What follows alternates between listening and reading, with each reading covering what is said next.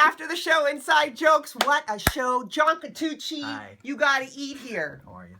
With a sign. You Gotta Eat Here. Also part of the DooWops with Dave Mesiano. Hello. Dean Young, welcome. Yeah. And Kristian Bruun, Murdoch Mysteries. He plays Donnie and Donnie and Marie. Oh no, Donnie, which is a show I miss so much. But Donnie, the famous hot Donnie from Orphan Black, the hit show. How many seasons of Orphan Black? We have completed 4 seasons, and we just started last week our 5th and final season. Fine. Why? How do you know why? It's the last season. They announced it. That's the last season. What? Like what? This is like a relationship. Like guys say to me all the time. Okay, we're just gonna date for 3 months. We're gonna bang the crap out of each other, and then it's done. But what? That's 5 seasons. It's 5 seasons. That's the longest running on Canadian television. Canadian like, show that isn't like how many shows? No, King of Kensington, Trouble, Tracy, Galloping Gourmet. Hello. Yes, but how many shows in present? We're doing our 10th season of now Murdoch we're Mysteries. talking. Wow. How many seasons shows get 1 season in this country? You know what? Very rarely. I'll tell you why. Because to build the infrastructure of a show, all the sets, costumes, everything. Is a lot of money, so people don't want to waste it. So even if the first season is really bad of a show, they'll at least give it a second season to like help recoup some of those costs. But that just means that if there is a show that goes down after 1 season, then it was really bad.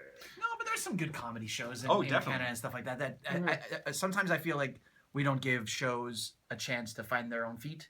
Well, but that's not just Canada. At the same that's time, not just Canada. At the same time, a show has to earn its viewership. Sure. We shouldn't be watching. I never get mad when people don't watch a show or a movie that I'm in because it's the job of us as creators, actors, writers, directors, producers, everybody to create content that people want to watch. And it's that simple. I mean, that's the most discerning way to track whether or not your show is good or not. Are people watching it? If it's good, they'll watch it. You know, and we... It's so subjective on what's good. Seinfeld was almost canceled after 6 episodes. Have you watched the first season? It's terrible. That's what I mean. Like, if Seinfeld was made in Canada, it would have never got a first season. I mean, it never would have got a second season. Or if it had been on Fox. Like, Fox is notorious for that in the States. They'll just cut stuff early on if it's not hitting right away. Right. Wow. But I mean, Sunnyside, we had Sunnyside. It was so good, and it won like best ensemble cast at the Canadian Comedy Awards. And then didn't get or sorry, not the Canadian Comedy Awards, the Screenies, the Candies. And the next day it was gone. The next day it was gone. So I mean, it happens quite a bit in this country. You've had 8 seasons of You Gotta Eat. No, 14. 19? 5 seasons, but it feels like a lot more than that because we do. There's a lot of fries. There's a lot of fries. Yes. That's a great thing. It just keeps going. No, I mean the fact that the reruns, you can always catch the show and how do you get past episodes? Online at foodnetwork.ca. You can catch them all there. Chorus owned. See what I did there? Look at that, dude. Wow. Look at it's like Chelsea synergy. It's synergy. Synergy. Don't use the word. Because that's what they're using. That's what they're using. It's a terrible word. Sibian. The Sibian word. It's the Sibian. Brought to you by Sibian. Oh, my Friday night. What is Sibian? With Donnie. I mean, Kristian. Something else. No, do you get confused for your character? Do women, or is that just me? Or do they know sometimes. that it's a TV show? Generally? I think they're usually surprised that I don't look like Donnie when they meet me. Why? Well, because they're expecting Donnie, and like they're expecting like frumpy jeans and like ill-fitting clothing and just bad hair and no glasses, and then I come in here all and he's swabbed out. And ladies, he's smoking hot, by the way. His eyes are really, really smoking hot. You can't tell. Well, and most people don't know this because Kristian was talking about on the show how he missed that first round audition for Orphan Black. He just narrowly beat out Gordon Pinson for that role of Donnie. There's only 2 actors in Canada, and that's the other one. They were going for it a little bit. I mean, everybody wants to see him in his gitch. They want to see him in his gitch. It's been a while. What are the qualities, Kristian, that you respect in an actor, in a comedic actor? The qualities? Yeah. In any actor, comedic or otherwise, is are they a joy to work with? Are they respectful of other people? Those are like the first 2 important things. Because you're going to be spending a lot of time working with these people, and they better be a joy to be around, and they better be likable. Like you can't work with jerks. It's the worst. That's what I want. That's a respect thing first. Then on top of that is the talent and the chemistry that you work with, because chemistry is very, very important. But first, they just got to be a good person. They got to be kind-hearted. If I want to spend a lot of time with someone creating, they got to be good people. Because there's such few opportunities in this country, right? So like if you're a jerk, there's like 100 of you waiting to take your spot. Yes. Right. So if I'm gonna wear and but you're I not always gonna get bumped off a role because you're an idiot. Like you wouldn't get bumped off. You got what if you're an idiot? No, they've done it. Yeah, for sure. They've replaced like if you're a jerk. leads in shows that because they were too difficult to work with. Yeah. Like. I don't want to give any examples, but it has happened in the last couple of years. I can think of one exciting. show or 2 shows that's happened. No, that's nice to hear. Because that's encouraging. Your next gig is always based on the gig you have now, right? Yeah. And so if people don't, if people know that you're an asshole, why would they want to continue? Why would they want to work with you? Yeah. Like they'll go, oh, I like this person, I like this, but there's this person over here who can do just the same thing, and who's nicer. Well, I have to spend 18 hours a day with this person. Might as well have somebody who's nice and fun. Isn't like Adam Sandler or someone like that's very difficult to work with? There's like some people who... There's always rumors about some people who are difficult and some people who aren't. Yeah. I've worked with people who were notoriously difficult, and I found them to be absolutely lovely and wonderful. And I sometimes think all it takes is one person to catch someone on a bad day. Yes. Because we've all had bad days, and I try and turn off any bad juju that I have if I show up on set. But like at the same time, sometimes it leaks out, and you just hope, all it takes is just one person to see you get mad at someone or just mad in general. Or the media catches on to it. Sometimes that juju leaks out. I'm old. I was having a Kristian got turned on by the Bale. juju talk. Dave Mesiano, what are the qualities you respect in a comic? In a comic? In a comic. Comic book? Pictures? English in a good font. I like that. in a comic, it mirrors what Kristian was saying. I think just someone who's fun to be around and who's funny. That sounds like me being Captain Obvious. I respect a comic when they're funny. Well, obviously, but someone who's a pleasure to work with and just. Sometimes it's an intuitive thing, and you're talking to them for 3 minutes, and it's like I can get along with you for the remainder of this evening, and I'll see you next evening, and we'll get drunk together, and it'll be wonderful. But yeah, John Catucci, what are the qualities? I thought you were going to say explain John. You respect him as your partner. A lot of people John is thought opposite. I would. Opposite. Yeah. Opposite of this. What do you respect in a comic? I like somebody who's in a suit. In a suit. Yes. Beard. Yes. No glasses. Somebody who's like comfortable in themselves, who can take the piss out of themselves, who or with someone. Someone who isn't afraid. I think, someone who isn't afraid and someone who's like passionate. I like that. And someone who can just go up and, I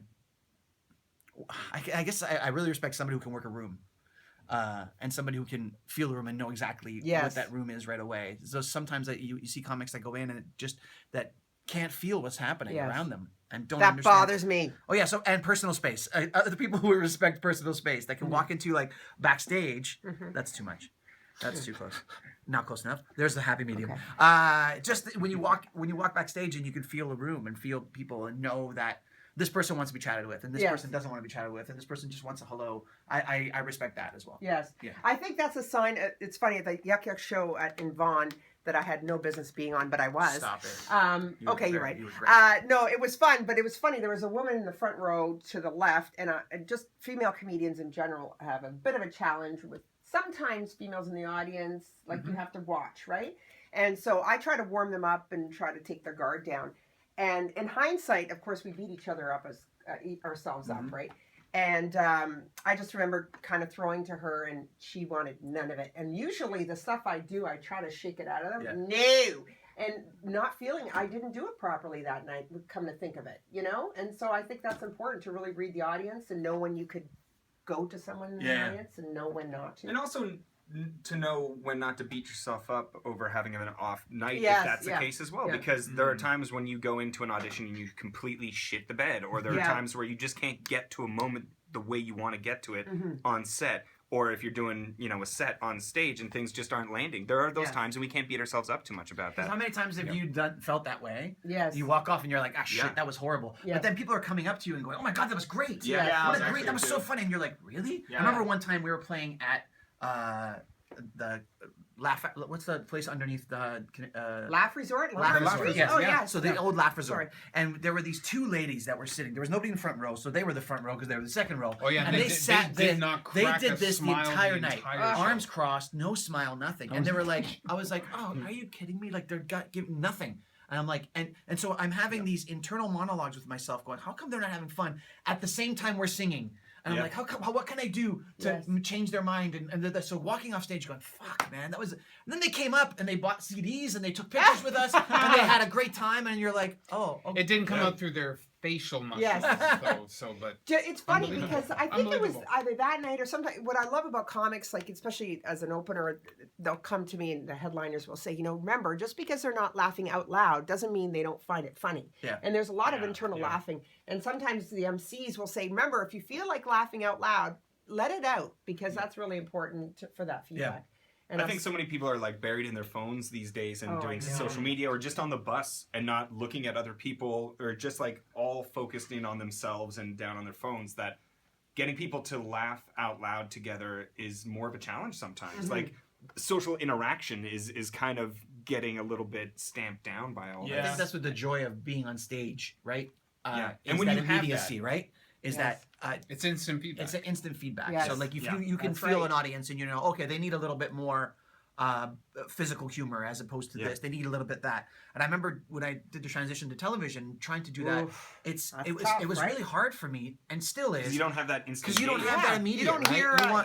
You know what I mean. So it's just like, and then you're like, that's when you're called you cut, don't know if like, you're doing funny or not. You don't know if it's gonna land. Yeah, and you gotta trust it. Like, at least when it's a live show, it's like you can take, like Billy Wilder, the director, said, like, you know, one night maybe your character has a limp and that doesn't work, so the next night they don't. Like doing anything live and stand up or anything like that, you get that gauge from the audience and you just change it. Every night's a little bit different, right? That's the greatest thing about live comedy or live entertainment, whether you're doing a play, musical, improv, whatever, is it's always different no matter what. Do you miss it because you do so much TV? I do miss it so much. I mean, I like to do improv because that allows me the chance to, like, with a packed schedule, be like, oh, I can do the show tonight. Boom, show up, and then boom, we do it. And you get that edge and that sharpness of being on stage, the feeling from the audience, that fourth wall, that other character. I miss that with film and TV, and I find improv to be one of the best training devices for any actor out there. Yes, I agree. People know this though, but Chris has got the voice of an angel. Singing voice of an angel. No one. You've been in musicals, or I have been in musicals. I was a choir boy for many years. Oh yes, you were. So was Dave. Of course, both choir boys. Yeah, we know. Yeah, smoking hot. You can tell when you look at each the other. The hot-o-meter like over here with the kook. The hot-o-meter. There's a code. There's an unwritten code. I think that's the beautiful thing about it too, about whether it's stand-up or improv or sketch, any live stuff. It's kind of like everything is always about your next project, right? Your next gig. Like, even if you do something big, some big credit, the second it's over, it's just another thing in brackets beside your name. Okay, you well, can't dwell like on doing this show was probably the pinnacle of their career. For sure. But when I have this many... There's nothing left. There's nothing left. Oh, when I have this kind of talent who are talented at improv, I just want to throw it out if you guys want to do it. Look at the touching. I love this. It almost like Jesus, like picture of Jesus. It was, whatever that painting is, right? Yes. It's it's called. the Sistine Chapel. That's there we the go. one. I thought you were going to say it's the Sibian. It's the Sibian Chapel. It's the Sibian Chapel. It was God giving life to Adam. That's what it was. Okay, quick improv we're doing with the guys if they want to do it, or they can tell me to get lost. What is it? The backdrop is this. This is like, forget whose line is it anyway. We're going to do our own. The backdrop is a restaurant. It's a restaurant. Oh, this is and there's stuff going on. Oh, God. All right. And maybe someone had a bad meal, or maybe not, and go. Hey. No. You got to eat here. You can't eat. No. You got to eat here. Sir, this isn't a television show. Huh? I'm just asking you what you'd like for your appetizer. Huh? What would you like, sir, as for your appetizer? I've been sitting here at your table. Why are you sitting at the table if you're the waiter? Because my back hurts because I've been working many hours. So I'm going to get up, but only after you tell me what you'd like for an appetizer. Okay, listen. I was watching the television. I saw this total knob job come into this restaurant. Go ahead. He had a big, dumb nose, stupid beard, glasses that looked fake and hipstery. Yeah. Hair like a, I don't know, Italian guy. and he ate this whole chicken unplucked but deep fried. He ate the whole thing, bones included. I want that. Do you do that here? Well, I am the chef. And I heard this little kerfuffle from outside. The flavor is in the feathers. So that's why I chose to deep fry the bird feathers, foliage, and all. And you don't clean the nails or nothing. That's got bird scratch and chicken poop in there. It's like right? shrimp heads. That's where the flavor It's like shrimp is. Sir, heads. it's the flavor is all in the nails. Oh yes. Okay. Yeah. So if GMO. would you like to try Yeah, whole chicken. as an appetizer? Yeah, you put the chicken in live, right, into the oil. No, we're not savages, sir. Oh. No, it's We stun them. butchered. Okay. We scare them. We go up behind the chicken slowly, get in there, and then deep fry. It's like the fainting goat, but Yes. it's like In the chicken chicken and form. then you deep fry it. Chicken form. Fainting Okay. goats are delicious. Will you join me for this meal? Because you're sitting at the table already. Uh, You look a lot like that dumb guy from the There's show. this. You know what? Generic waiter, you gotta eat here with him. One big plug. You must. Food Network, 9 o'clock. I'm Sandra Carusi with some of the best actors and comedians in this country right here. Clearly after that. After These are that, the ones who stay. John Catucci, you gotta eat here. Hi. And Dave Mesiano, the Why, DooWops. hello. And Kristian Bruun, Murdoch Mysteries. Oh, you gotta- and Orphan Namaste. Black, the hit Oh. Namaste. show. And what's your sketch comedy? What's your troupe? Songbuster the musical. Yes, and How to Make an Orgy. My house. How to plan an orgy in a small town. My house with a Sibian. Yeah. Make an What? orgy. What now? Dean Young, thanks for coming out. How to And make an orgy. hot publicist chick, Jennifer, and Tom, who hates me, and Vince Tedesco. I'm Sandra Carusi. Watch all After the Show on YouTube, and please listen to Inside Jokes Sunday nights at 8 o'clock on AM 640. I'm Sandra Carusi. Yes, you are.